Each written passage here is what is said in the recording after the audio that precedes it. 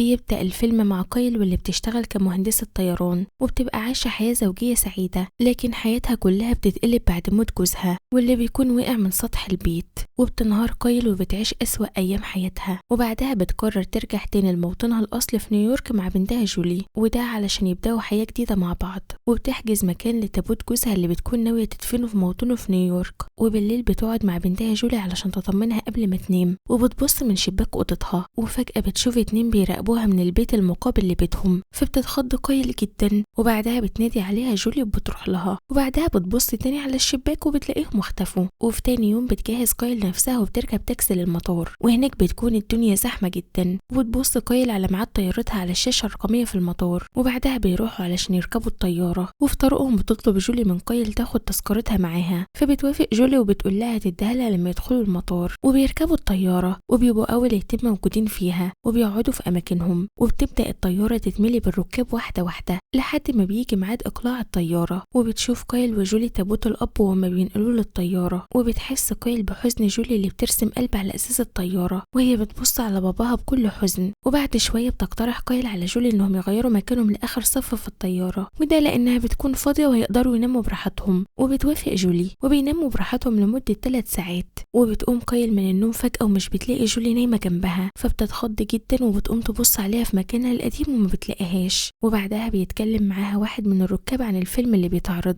وبيقول لها انه ممل جدا، فبتسأله كايل لو شاف طفلة صغيرة عندها 6 سنين، لكنه ما بيكونش شافها خالص. وبتفضل كايل تدور في الطيارة كلها وفي كل درجات الطيارة، لكن ما بتلاقيش اي اثر لبنتها. وبتبقى كايل بتعاني من انها مش قادرة تعدي من الممرات بسهولة بسبب وجود مضيفات الطيارة اللي بيبقى بيقدموا الاكل للركاب في الممرات، وبيطلبوا منها تاخد ممر تاني. وبتقابل كايل مضيفة وبتسألهم على بنتها، لكنهم بيبتسموا ابتسامة باردة وبيقولوا لها انها اكيد مش هتبعد كتير. وبعدها بيبصوا لبعض نظرات غريبة، وبتمشي كايل وبترجع تاني لمكانها، وبيكون في أسرة قاعدة قدامها واللي بيقولوا لها انهم ما كانوش يعرفوا اصلا ان معاها طفلة وانهم ما خدوش بالهم منها. وبتروح كايل للمضيفات وبتطلب منهم يعلنوا عن اختفاء طفلة صغيرة، وبتقول لهم مواصفاتها. وبتشوف كايل مخطط الطيارة وبتكون حافظاها كلها لانها بتكون مشاركة في تصميم المحرك الخاص بيها. وبيستغرب المضيفات معرفة كايل بتصميم الطيارة وما بيكونوش عارفين انها مهندسة، فبتطلب منهم انهم يساعدوها ويفضوا كل الممرات اللي في الطيارة علشان تقدر تتحرك بسهولة وهي بتدور على بنتها. لكن واحدة من المضيفات بتطلب منها ترجع مكانها وبتقول لها انها تدخل بنفسها تبلغ الطيار باللي حصل. وبترجع كايل مكانها وبتقف واحدة من المضيفات مع كايل وبتفضل تسألها أسئلة كتير علشان تشتتها، وبتعرف انها مهندسة طيران، فبتتعصب كايل من أسئلتها وبتقول لها انها متفهمة انها بتحاول تهديها لكنها مش هتهدى غير لما تلاقي بنتها. وفجأة بتنادي واحدة من المضيفات على المضيفة اللي واقفة مع كايل، وبتبص كايل عليهم وهم بيتكلموا مع بعض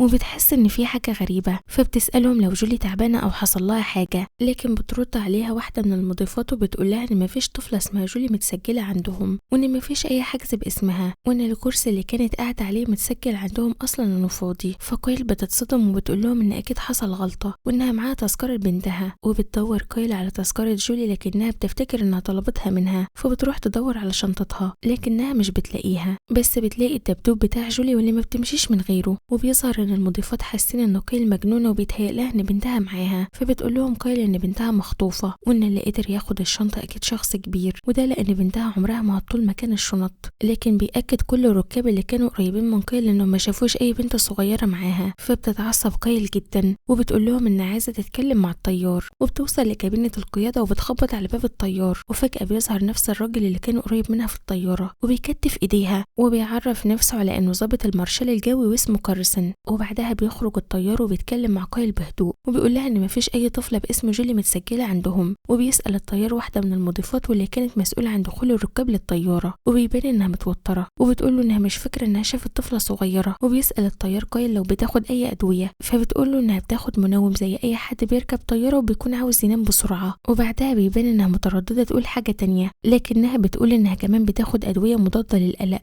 وده لانها فقدت جوزها من اسبوع. وبتحكي انه وقع من على سطح البيت، وطبعا بيفهم كل اللي حواليها ان جوزها انتحر ومش مجرد وقوع من فوق السطح، وانها اكيد في حالة صدمة. وبتحاول كايل انها تقنعه انها طلعت الطيارة مع بنتها، وبتطلب منه يساعدها ويعتبر ان بنته هي المفقودة. فبيتأثر الطيار جدا وبيأمر المضيفات انهم يقفلوا كل انوار الطيارة ويقفلوا الحمامات ويخلوا كل راكب يقعد في مكانه، وبيبدأوا عملية البحث في كل مكان في الطيارة سواء على جولي نفسها أو على شنطتها، وبيدور طاقم الطيارة في كل مكان فيها، وبيظهر إن مفيش أي حد فيهم بيدور بضمير. وبتعدي كايل ما بين الممرات وهي بتدور على بنتها، وفجأة بتشبه على راكب من الموجودين وبتسأله لو هي شافته قبل كده، لكنه بينكر إنه شافها قبل كده غير في الطيارة. فبتعتذر له كايل وبتسيبه وبتمشي. وبعد فترة من البحث محدش من طاقم الطيارة بيلاقي أي أثر لجولي، فبتروح كايل للطيار وبتطلب منه يدوروا في مخزن الطيارة. فبيعترض الطيار وبيقول لها إنه مسؤول عن أمن الركاب وسلامة كل حاجة تخصهم، وإنه مستحيل يسمح لأي حد ينزل للمخزن اللي بيكون فيه شنط المسافرين. وفجأة بتفتكر المكان اللي شافت فيه الراكب اللي سألته لو تقابلوا قبل كده، وبتشك فيه وبتتخانق معاه وبتسأله عن مكان بنتها، وبتتهمه إنه كان بيتجسس على بيتهم. لكن الراكب بينكر أي علاقة بيهم وبيقول لها إنه كان بايت في فندق ليلة امبارح وإنه معاه فاتورة تثبت كلامه. فبيعتذر له مستر كارسن وبيطلب منه يشوف الفاتورة وبيشوفها، وبيتأكد إنه ملوش علاقة بكايل أو بنتها. وبعد شوية بينادي الكابتن على كايل وبيطلب منها إنها تهدى، فبتقلق كايل أكتر وبتحس إن في حاجة حصلت لبنتها، لكن الكابتن بيقول لها إن بنتها ماتت. فبتتصدم كايل وما بتكونش فاهمة ماتت إزاي، فبيقول لها إنها ماتت في نفس اليوم اللي والدها مات فيه وإنها كانت معاه على السطح. وبتجيب الممرضة إفادة من إدارة المشرحة في نفس المستشفى اللي الأب مات فيها واللي بتقول إن جولي ماتت. فكايل بتتصدم وبتنهار وسط تعاطف كبير من اللي حواليها، وبيصدقوا إنها بتتخيل وجود بنتها بسبب حالة الصدمة اللي حصلت لها. وبترجع للكرسي بتاعها وبيكون كارسن قاعد جنبها، وبتيجي معالجة نفسية تتكلم معاها وبتحاول تخليها تتقبل موت جوزها وبنتها، وبتقول لها إنها في حالة إنكار لكنها لازم تفوق علشان تقدر تكمل حياتها. وبتبدأ كايل تهدى وتقتنع بإنها كانت بتتخيل إن بنتها لسه عايشة وإنها فعلا ماتت مع باباها. وبتبص من الشباك وفجأة بتشوف القلب اللي بنتها رسمته على شباك الطيارة في الوقت اللي شافوا فيه تابوت الأب.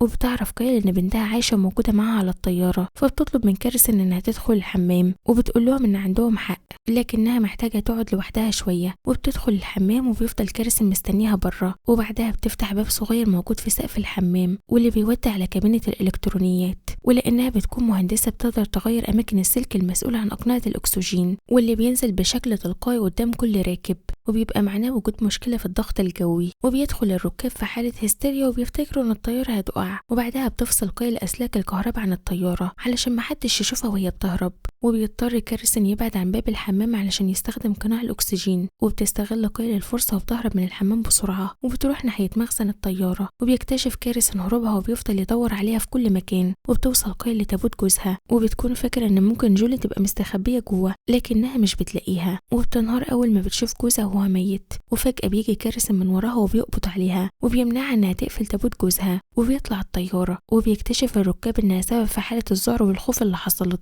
وبيبقوا متضايقين منها لكنهم بيكونوا مبسوطين بمستر كارسن لأنه قدر يقبض عليها. فبتقول له كايل إنه مش منطقي تكون بنتها ماتت وهي راجعة لموطنها بتابوت جوزها بس، وإنها لو فعلا ماتت كانت هترجع بتابوتين. وبيظهر إن كارسن اقتنع بكلامها، فبتترجى إنه يساعدها وما يسمحش بالقبض عليها، وده لأن الشرطة هتكون مستنياها في المطار. فبينادي كارسن على واحدة من المضيفات وبيقول لها تقعد مكانه شوية لحد ما يتكلم مع الطيار، وبتبقى المضيفة متضايقة جدا وهي جنب كايل. وفجأة بتسألها كايل عن المكان اللي كانت بتدور فيه حسب أوامر الكابتن، لكن المضيفة بتتوتر جدا وما بتردش عليها. وبنرجع لكارسن اللي ما بيروحش للطيار وبينزل لمخزن الطيارة وبيقطع قماش التابوت بتاع زوج كايل، وبيظهر إنه مخبي فيه قنبلتين. وبعدها بيروح لمكان تاني في كابينة الإلكترونيات وبيحط القنبلتين فيه، وبتظهر جولي وهي نايمة كأنها متخدرة وبتكون بالظبط بين القنبلتين. وبيخرج كارسن ومعاه جهاز التحكم في القنابل، وبعدها بيروح للطيار وبيقول له إن كايل في الحقيقة ما كانش بتدور على بنتها، وإنه كان مجرد تشتيت ليهم علشان تقدر تزرع القنابل في مخزن الطيارة بسهولة، وإنها طالبة منه 5 مليون دولار يتحولوا لحسابها في البنك. وبيديه رقم الحساب وبيقول له إنها كمان عاوزاهم ينزلوا قبل نيويورك،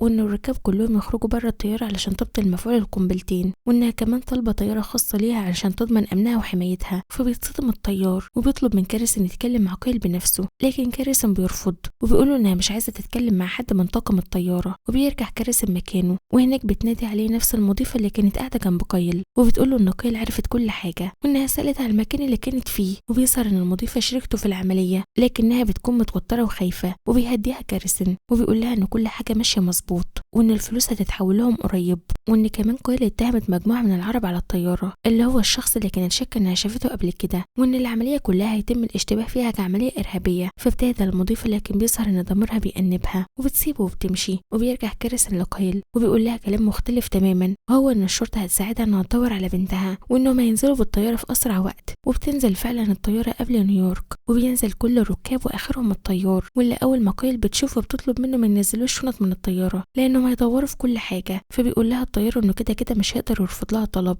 وبيمشي وهو حزين. فبتنادي عليه كايل وبتعتذر له على القلق اللي سببته له، لكن الطيار بيتعصب جدا وبيقول لها تبطل تمثيلية بنتها الضايعة وإنهم خلاص حولوا لها الفلوس وعملوا لها كل طلباتها. فبتتصدم كايل وبتعرف إن كاريسن هو المسؤول عن كل اللي بيحصل. فبتنادي عليه وهو نازل من سلم الطيارة وبتهدده إنها هتقول على كل حاجة لو ما قالهاش على مكان بنتها، وإنها عارفة إن جهاز التحكم في جيبه. فبيقول لها إنها لو اتكلمت هتكون بنتها أول واحدة تموت. وبيدخل معاها للطيارة وبيقول لها إنهم هيتفاوضوا جوه، وبتفضى الطيارة تماما وبيقفل كاريسن الباب.